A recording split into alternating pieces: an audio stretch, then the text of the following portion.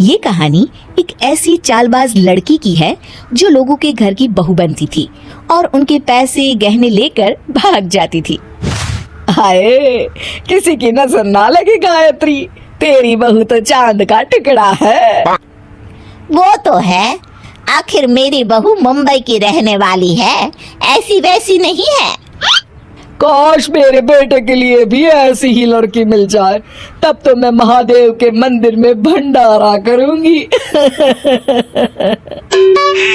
चल बहू, तू अपने कमरे में जाके आराम कर ले, बहुत थक गई होगी ना।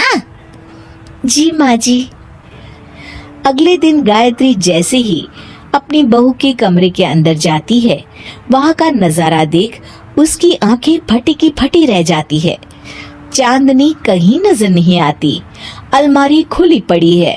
तभी गायत्री को बेड पर चांदनी का लिखा हुआ खत मिलता है।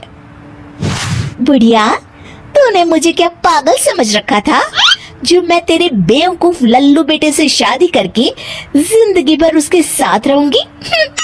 मैंने ये शादी सिर्फ गहने और पैसों के लिए की थी, जो अब मैं अपने साथ लेकर जा रही हूँ। मुझे ढूंढने की बेकार कोशिश मत करना, आपकी प्यारी बहू चांदनी। हाय, मैं लुट गई, बर्बाद हो गई। मेरी बहू तो धोखेबाज निकली, रातों रात मेरे गहने पैसे लेकर भाग गई। हाय, मेरी तो नाक कट गई। अब मैं लोगों को क्या मुंह दिखाऊंगी। अरे तुझे तो मैं कभी नहीं छोड़ूंगी, कसम है मुझे मेरी माँ की। मैं तुझे पाताल से भी ढूंढ निकालूंगी चांदनी। जय भद्रकाली। दूसरी तरफ चांदनी रेलवे स्टेशन पर बैठी पैसे गिन रही होती है। तब चांदनी का नकली भाई कहता है, ये दुनिया ना एक सुपरमार्केट की तरह है। जब तक इस मार्केट में सुंदर बहू की डिमांड रहेगी, तब तक हमारा बिजनेस ऐसा ही चलता रहेगा। लड़के की शक्ल चाहे राजपाल यादव जैसी ही क्यों ना हो, लेकिन बहू तो सबको दीपिका कैटरीना जैसी ही चाहिए। अब मैं चली दिल्ली अपने अगले शिकार की तलाश में। इस तरह वे दोनों अलग अलग शहरों में जाकर लोगों को बेवकूफ बनाते और उनको ठग लेते।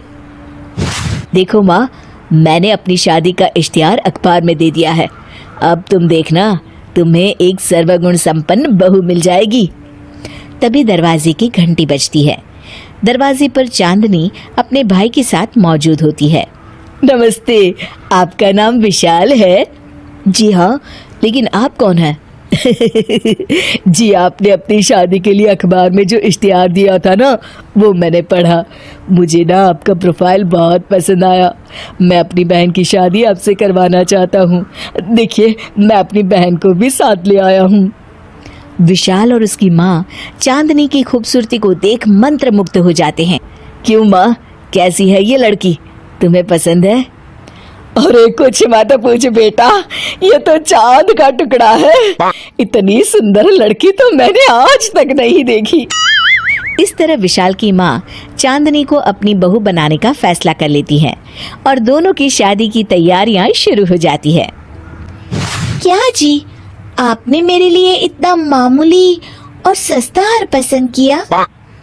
अरे जरा इसके डिजाइन तो देखो, आजकल लोग इसे ही सबसे ज्यादा खरीदते हैं। खरीदते होंगे जी, मुझे क्या, लेकिन मैं तो हमेशा अपने स्टैंडर्ड के ही गहने पहनती हूँ। आखिर शादी में लोग मुझे इस मामूली हार को पहने देखेंगे तो क्या सोचेंगे? अरे क्या बहू, जब से मामूली मामूली लगा रखा है, ये पूरे 2 लाख का हार है बेटा। लेकिन मुझे नहीं ना पसंद, रहने दीजिए। आप लोगों ने तो शादी से पहले ही कंजूसी दिखाना शुरू कर दिया। शादी के बाद पता नहीं मेरा क्या होगा। भैया, मुझे ये शादी नहीं करनी। विशाल की माँ मन ही मन बड़बड़ाती है। अरे बड़ी मुश्किल से मेरे बेटे के लिए लड़की मिली है, वो भी इतनी सुंदर। अगर ये हाथ से निकल गई तो जिंदगी भर पछताना पड़ेगा। अरे बेटा, नाराज क्यों होती हो? तुझे जो गहने पसंद है वो हम तुझे दिला देंगे। आखिरकार चांदनी के पसंद के सारे गहने खरीद लिए जाते हैं। ये दोनों माँ बेटे तो बड़ी आसानी से मेरी बातों में आ गए। अब कल ही हम यहाँ से 9-2-11 हो जाएंगे।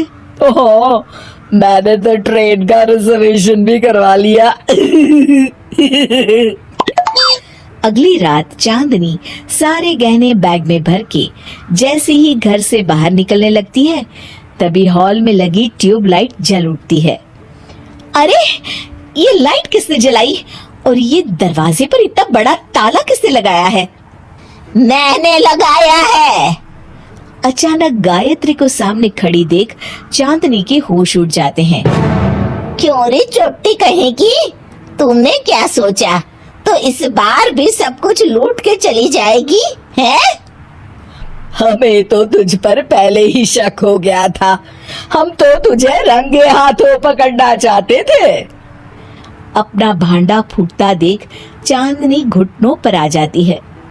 अरे मर गई रे, ये क्या हो गया? आप लोग मुझे माफ कर दीजिए।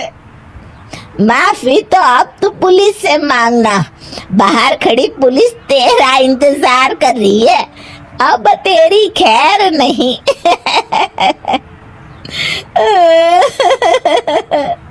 अब मेरा क्या होगा?